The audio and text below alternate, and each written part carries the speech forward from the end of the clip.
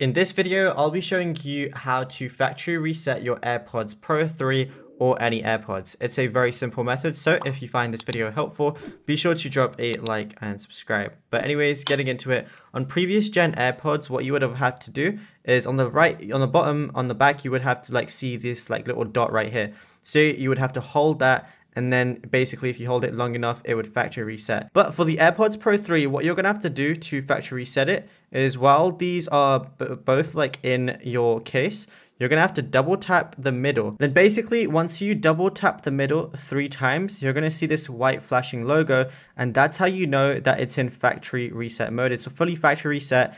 And then when you have Bluetooth on your phone, it's going to ask you if you want to automatically connect it, like I have right here. And then that's it. You'll be good to go. So it removes from pairing mode, and now it's going to be connected. So if I go over to my settings, as you can see, if I turn my Bluetooth on and then I just go over to my connections, so I'm just going to go right now. And then as you can see, my AirPods Pro 2, if I go ahead and open up the case like so, they're now fully connected, and it's as simple as that. So you can factory reset it and then, put it wherever you want on whatever device you want as well, and then you'll be good to go.